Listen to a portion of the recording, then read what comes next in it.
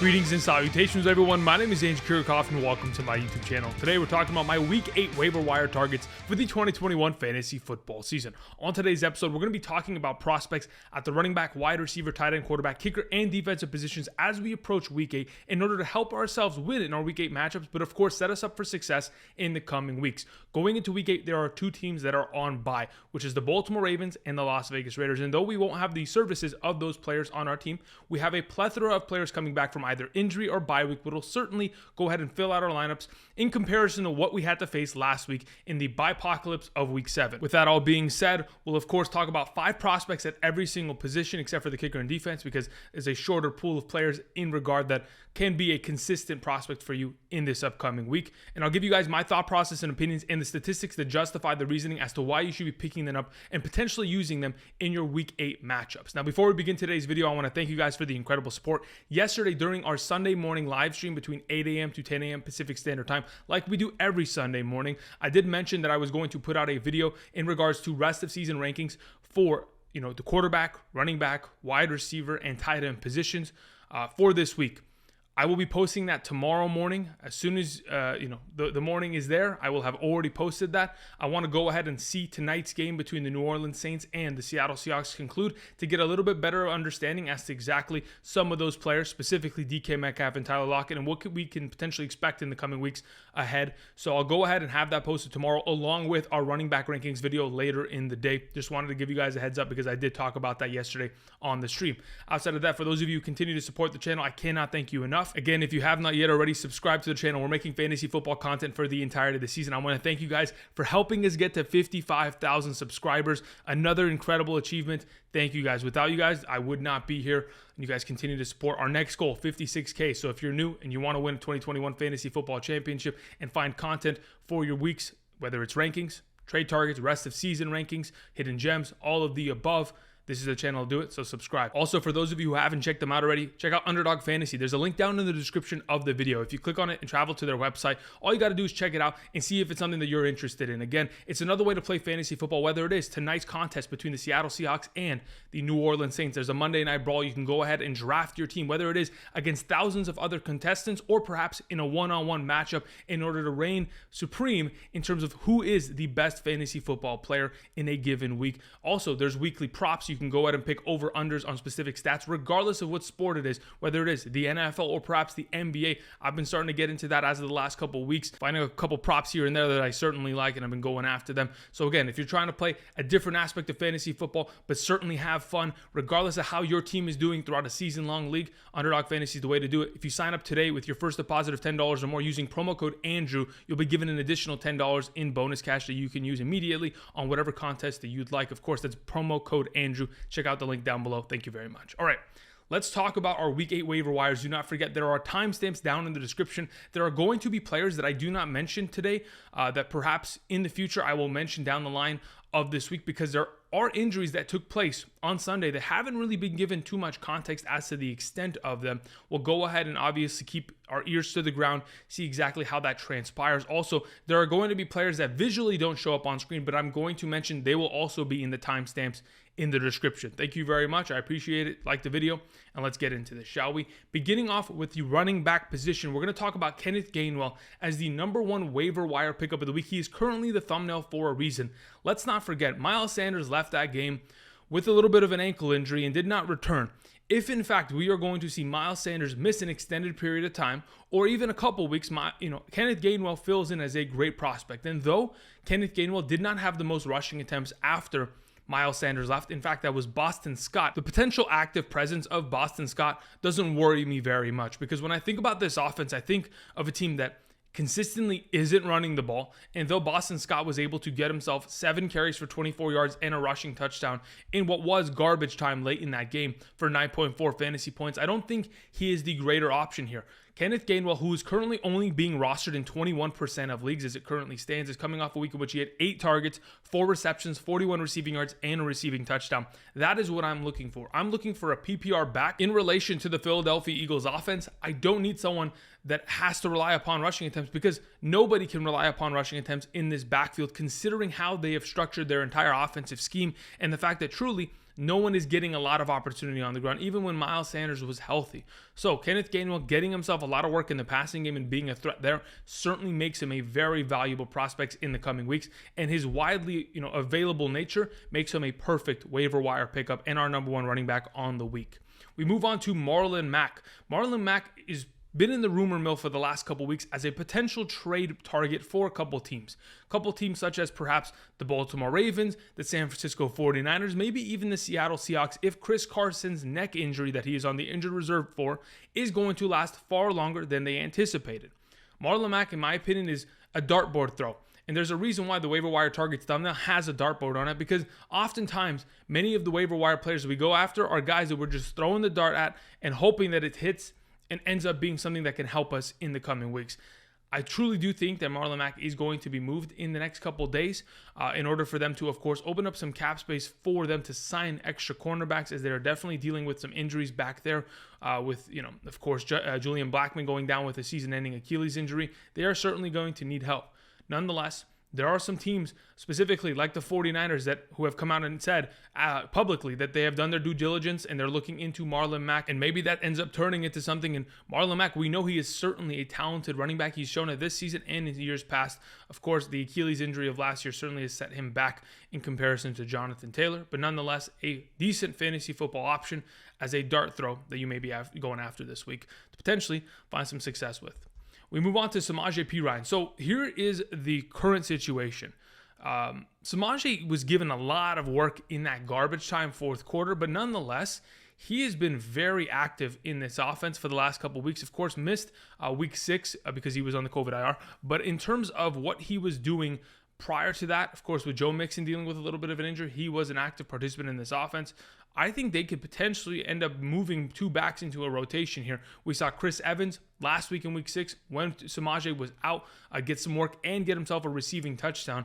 If in fact they're going to rotate backs, regardless of how much they do it, I think there's always a potential in which Samaje Perine could be a valuable prospect based on how well the Cincinnati Bengals have been playing.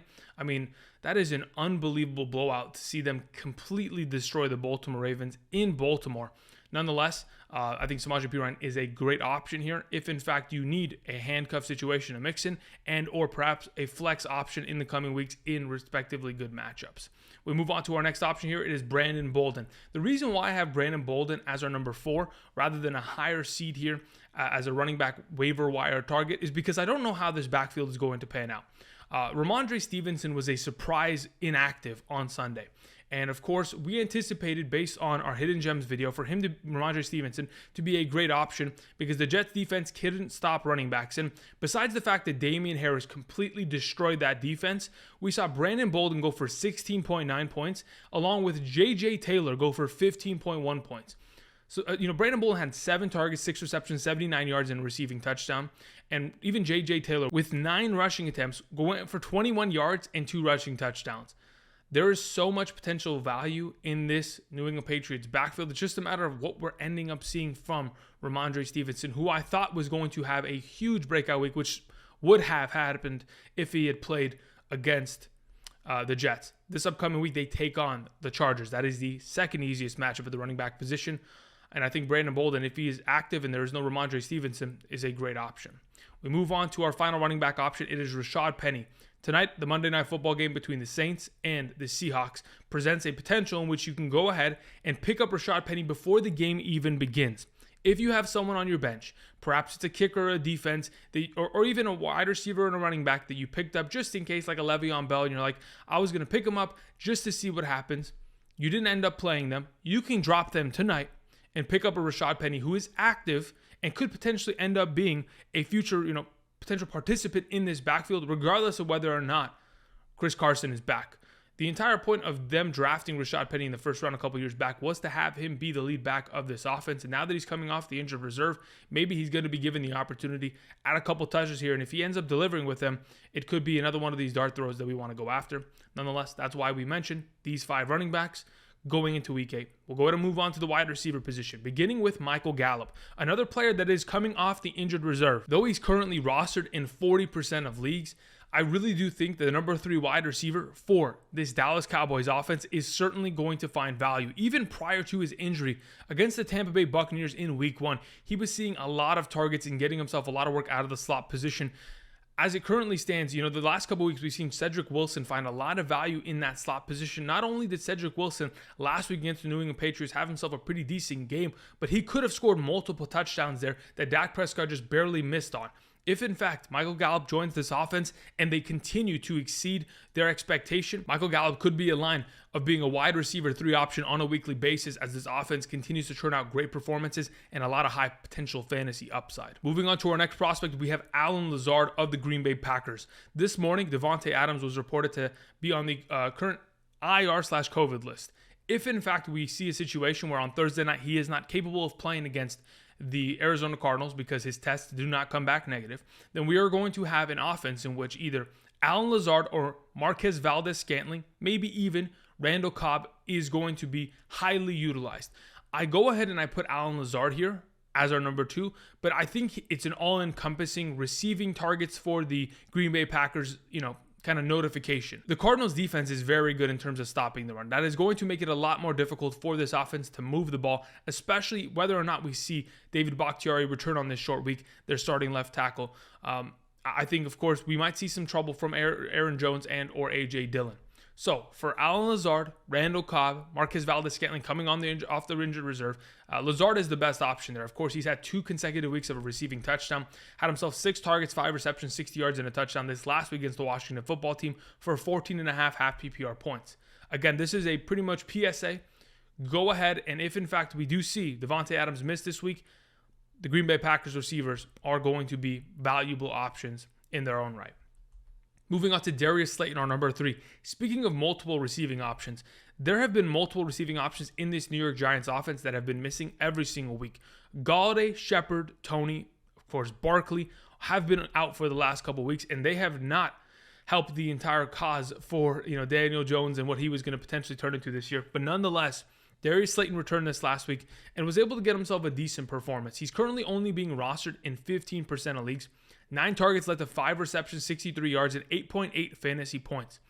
Going into this upcoming week, if in fact we do see a situation in which, of course, these other wide receivers are not going to be active, maybe Darius Slayton once again is a valuable prospect. I will also mention the name of Dante Pettis, who had himself a receiving touchdown. Even in week 6, had himself 11 targets in that game against the Los Angeles Rams. So either way, there are multiple prospects here that could fill in for Shepard, Golladay, and Toney once again if they are not active this upcoming week. Slayton is a good option playing against the Kansas City Chiefs secondary that has been awful all season long. And that Kansas City Chiefs offense, though they may be able to get back on track, their defense has been in trouble. We're going to move on to our number 4 option here. We have Russell Gage. Man, I've been waiting for Russell Gage to have a great performance since week 1, literally. He was a hidden gem, and he obviously disappeared. He got injured and left. Russell Gage is currently only rostered in 10% of leagues. He's coming off a week in which he had 6 targets, 4 receptions, 67 yards, and a touchdown, all while, we saw Calvin Ridley score a touchdown, Kyle Pitts completely dominate the tight end position, and of course, Cordero Patterson get his work on the ground, and the Atlanta Falcons score 30 total points, which was obviously fantastic. Nonetheless, I think Russell Gage going forward is going to be an active part of this offense. Whether he does dig into the work of Cordero Patterson is to be seen. Of course, Cordero Patterson didn't see much work in the passing game, and it may be because Russell Gage presents another one of these slot receiver values and short potential targets. Either way, Russell Gage, a decent option going forward, and doesn't have to face any bye weeks going forward as they've already seen that in week 6. Our number 5 option in the fighter wide receiver that I wanted to mention today is currently only rostered in 29% of Yahoo leagues. It is Will Fuller. I think right now, considering what we've heard from Brian Flores, the head coach of the Miami Dolphins, it doesn't seem like Will Fuller is coming back soon. But the only reason I want to go ahead and pick up Will Fuller is just in case Deshaun Watson is actually traded there. If he is, let's not forget, with Will Fuller was it was a top 10 wide receiver in fantasy football last year in 2020 when Deshaun Watson and him were both active and playing. They were just an unstoppable duo. And if, in fact, this trade ends up happening, I don't know. It's all speculation, but we'll end up seeing in the next couple weeks here whether it ends up, coming to fruition. But nonetheless, Will Fuller would be the number 1 wide receiver target in this offense by a wide margin because of the relationship and the rapport they already have with one another. Either way, he does come back from the injury reserve and his broken finger in a couple weeks, but another one of these guys you might want to go ahead and stash. Moving on to the tight end position, we have CJ Uzomah of the Cincinnati Bengals as our number 1 tight end. Who would have thought that CJ Uzomah was going to go for another 2 receiving touchdown games, 3 catches on 3 targets, 91 yards and a touchdown against Marlon Humphreys. Literally ran a crossing route post over the middle of the defense and was able to just catch it easily and walk into the end zone against one of the best coverage corners in the National Football League. Nonetheless, CJ Uzomah, currently only rostered in 19% of leagues. He is getting more and more work as this Bengals offense continues to tear apart defenses. If you're interested in the option, it's definitely up for grabs. Moving on to Alie-Cox. Going into this upcoming week, I mean, Alie-Cox is a touchdown monster. That is what he has become for this offense. And that's what he's potentially going to continue to be. And the relationship that Carson Wentz has had in his past with tight ends, whether it's been Dallas Goedert or Zach Ertz, he definitely knows how to target his respective tight ends. And this offense with Frank Reich definitely knows how to get them open. Alie-Cox is a very talented red zone threat, and that's basically his limitation.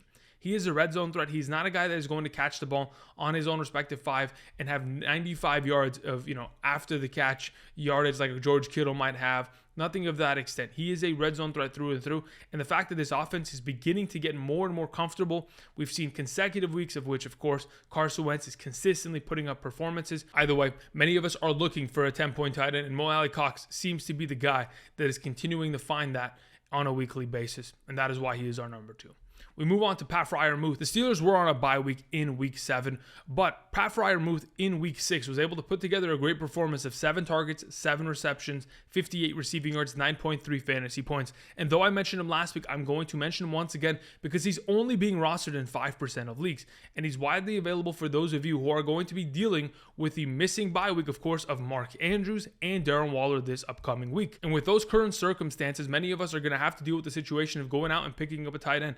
And what Pat Freiermuth pretty much presents is an option of potentially being a safety blanket in this offense. Going back to last year, we saw a lot of potential upside with Eric Ebron / Big Ben Roethlisberger, in which back end of the season was a 10-point play at times, at least 8+ in many different circumstances, regardless of matchup, because he was continuing to get targets and find himself in the end zone. But because of Juju Smith-Schuster's absence and continuous, of course, recovery from his injury, we are going to see Freiermuth potentially be the over-the-middle player that is going to be the safety blanket in this offense outside of the check down. Of course, we see Claypool and Deontay Johnson as deeper threats, but as of right now, Pat Freiermuth may be, cleaning up the middle of the field and finding a lot of value there as our number 3 tight end. Evan Ingram's our number 4. The reason why I wanted to mention Evan Engram mainly is, of course, the receiving options in this offense have been decimated. Of course, Tony, Slayton, Galladay, Barkley. Maybe they end up coming back all together in a couple weeks, but this upcoming week against the Kansas City Chiefs, it is maybe one of, if not the best matchup at the tight end position going into this upcoming week contest. Of course, we all know the Houston Texans give up points to tight ends, and that was obviously, of course, continued by Zach Ertz yesterday. But nonetheless, the Kansas City Chiefs have been dumped on week in and week out, and they're probably going to continue to be this upcoming week. I think it's a Monday night game between the Giants and the Chiefs. Though Evan Engram is currently rostered in 31% of leagues, he may be an option for you this upcoming week. A guy that, in my opinion, has the best matchup out of all the players I mentioned already on screen. Moving on to our final option here is Foster Moreau. Of course, the speculation yesterday morning was that Darren Waller was not going to play. And he was dealing with an ankle injury that he sustained on Friday, and they didn't know if he was going to go, and he did not end up playing on Sunday afternoon. With that said, there is a potential that Darren Waller's injury ends up extending just past this bye week. I mean, maybe he ends up recovering and he's back in week 9 and he's good to go. But if in fact he is going to miss even more time, Foster Moreau came in and was incredible. 6 targets, 6 receptions, 60 receiving yards, and a receiving touchdown, all for 15 fantasy points. I knew it was an incredible matchup against the Eagles, and that's why I was so hyped and excited about what the potential of Darren Waller was going to be. But it didn't really matter who was sitting at the tight end position. Foster Moreau looked like a Darren Waller at times and was dominating that defense as the Raiders threw past the Eagles secondary and ended up putting up a big number there. Regardless, Foster Moreau, if in fact Waller's going to miss an extended period of time, is a decent option as this offense is predicated on, of course, getting their tight end position heavily involved. We move on to the quarterback position, beginning with Tua Tagovailoa. I mean, he's coming off of back-to-back incredible weeks. 26.54 fantasy points this last week against the Atlanta Falcons secondary. He's currently being rostered in 48% of leagues. Many of you may have picked him up. Had himself 4 passing touchdowns, 291 passing yards, 29 rushing yards, and 2 thrown interceptions. This upcoming week, they take on the Buffalo Bills defense, and the Bills are red hot in terms of angry because they lost that game against the Tennessee Titans. And they're certainly going to take it out on the Miami Dolphins, whether it is their defense or offense completely torching them. I think there's always a potential that Tua could find a lot of garbage time, production in this game. And if you're going to find the junk touchdowns late in the fourth, late in the third, it doesn't really matter. We're going to take those points and we're going to go ahead and find ourselves a potential victory this week as Tua continues to find himself as a decent fantasy quarterback in the last couple weeks here. Moving on to Jameis Winston. I don't know how tonight's game is going to go. My anticipation is that Jameis Winston is going to be a great overall play, but the thing that I want to go ahead and specifically mention Jameis for is in week 8, he takes on the Tampa Bay Buccaneers, his former team, as the finals. He is the official starting quarterback. Sure, they faced him last year, but Drew Brees was a starter and Taysom Hill was a starter in those contests. So going into this upcoming week, this is going to potentially be a revenge game for Jameis Winston. And I'm hoping that he will be at the level tonight, that he could potentially continue that momentum against Tampa Bay, because he can certainly light that defense up as they're missing a couple pieces there. Moving on to Carson Wentz. I mentioned it last week, and I'll continue to mention it. I think that's 4 consecutive games of 2 or more touchdowns from Carson Wentz. Though his passing yardage total, 150 yards, wasn't great, the weather conditions certainly did impede on his potential upside. Nonetheless, he was able to throw the ball down the field and get Alie-Cox involved. Michael Pittman Jr. with a monster game, 23 rushing yards and a rushing touchdown down on the goal line for 20.3 fantasy points. Carson Wentz plays against the Tennessee Titans this upcoming week. In my opinion, that is a fantastic matchup. Wentz is available in nearly 60% of leagues, and all in all, should be a decent quarterback option if you are in need of one. Daniel Jones is our number 4, and though he is still dealing with some issues in terms of his offensive line being injured, the receiving pieces around him being injured, and his defense not being able to stop a soul, I really do think that Daniel Jones, considering he is available in 70% of leagues right now, more than 70%, can be a decent quarterback option going into this upcoming week's contest. Got himself 203 passing yards, a passing touchdown, 29 rushing yards for 17.5 fantasy points. All in all, when I think of the potential of a Daniel Jones in this upcoming week's matchup, ultimately, against Kansas City, he could end up scoring a lot, whether it is garbage time or whether it is just Kansas City not playing well, turning over the ball, giving them easy opportunities, and Daniel Jones taking advantage of it. Either way, if he gets more receiving pieces to come back this week, his potential increases every single day. But nonetheless, Daniel Jones is a decent option and widely available. Our final option here is Teddy Bridgewater. And though he looked terrible on Thursday night in the first half, in the second half really did turn it around. Had himself 2 passing touchdowns, had himself 187 passing yards. Obviously, he was dealing with an injury. It was visible. And that Cleveland Browns defense certainly made it difficult on him. Nonetheless, he plays against one of the easiest, if not the easiest matchup at the wide receiver position this week against the Washington football team. If Jerry Jeudy's back, if Cortland Sutton's ready, they're going to dominate that secondary, and Teddy Bridgewater could end up putting up a better week than all of the players that I've already mentioned thus far. He has a lot of potential upside and an incredible potential matchup here in week 8. We move on to the special teams and defensive players, beginning with some kickers. Evan McPherson is the number 1 kicker that I would potentially suggest you go after, because the Cincinnati Bengals, they take on the New York Jets this week.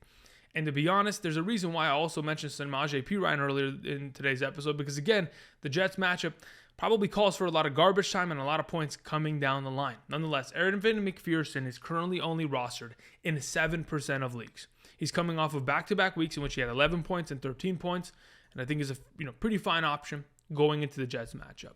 Randy Bullock is our number 2. Randy Bullock is coming off of a week in which he scored 11 points in week 7, and even in the week prior, 11 points as well. Takes on the Indianapolis Colts. Should be a very highly competitive matchup between 2 division rivals. Currently only rostered at 18% of leagues. Though Randy Bullock at times in his career has been a shaky kicker, I think he's found himself a great home in Tennessee that is continuing to support him and give him opportunities to put it between the uprights and find a lot of value in fantasy.